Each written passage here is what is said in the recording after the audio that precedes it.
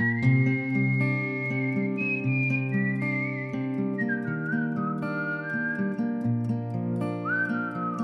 there, my name's Simon Drew, and welcome to the Practical Stoic Bites podcast. Now, today I'm continuing my kind of analysis of some of the more interesting characteristics and lessons that Marcus Aurelius learned from some of the incredible people in his life. These things that he wanted to remember, these things that he wanted to embody within himself. And I want to focus today on one particular line, something that he learned from his great-grandfather. And he said, "To avoid the public schools, to hire good private teachers, and to accept the resulting costs as money well spent." And this is something that we actually see has been something that he's experienced throughout his whole life. We don't know much about his early years, but we do know that he was privately tutored. He came from a very wealthy upper class family, and so they did put a high importance on getting Marcus the best teachers. And especially once it was clear that he was going to be taking to the throne and becoming the emperor of Rome, they really put a lot of money and a lot of effort into training him by some of the best people in the business. People who taught him in the art of rhetoric, in politics, logic, all of these things that they placed a high importance on back then. And essentially creating a really effective human being, somebody who could go into the public square, into the public eye, and be effective as a leader in Rome. And I want to come at this passage from a different angle because, we could talk about the idea of, not sending your kids to public schools, getting them good private tutors. But look, we live in different times. You guys are from countries from all around the world. I don't know what your public schools are like there. And we can go down many rabbit holes. But the really interesting thing that I want to focus on is this high valuation on correct learning, this high valuation on getting good teachers, people who can really help you to become an effective human being, a good leader, a strong person who can face the world's challenges and opportunities, right? And so what he's saying here is that, listen, when it comes to your mind, when it comes to your learning, don't settle for anything but the best. When it comes to developing your reasoning capacities, when it comes to developing the very thing that will allow you to move forward effectively in life, your mind, don't settle for second best. Only settle for the best and accept the costs as money well spent.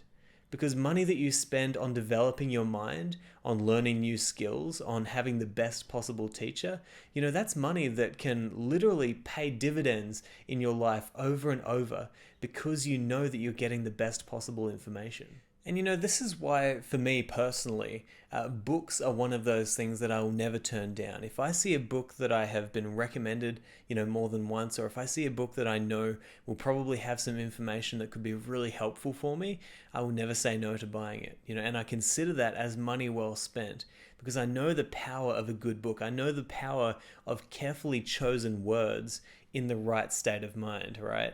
It can be so powerful, it can really help you to completely have a shift in the way that you think. And so I really encourage you, just from this episode, just to really think about your own personal philosophy and the valuation that you place on your own education, your own personal development, on the teachers that you have, on the books that you read, on the courses that you take, the skills that you're learning. What level of importance does that have in your life right now? Because what Marcus Aurelius is saying here is that, listen, again, like I've said, don't settle for second best. Get the best teachers and make sure that you consider that as money well spent. And especially in a society like we live in today, where there's so much information flowing around, we have ample opportunities to get in front of the best teachers and learn from them. Go to YouTube. You can literally find lectures and debates from some of the most highly regarded intellectuals in the world today. And you can sit there and you can listen to these people teaching us the way that they think. And that's an incredible privilege. And that actually brings up a final point, which is that, it's not actually all about the valuation of money. It's also about the valuation of your time. How much time are you willing to dedicate to building these new skills, listening to incredible people and learning how to think more effectively? Because that's also a very important element of the valuation that you put on your own education.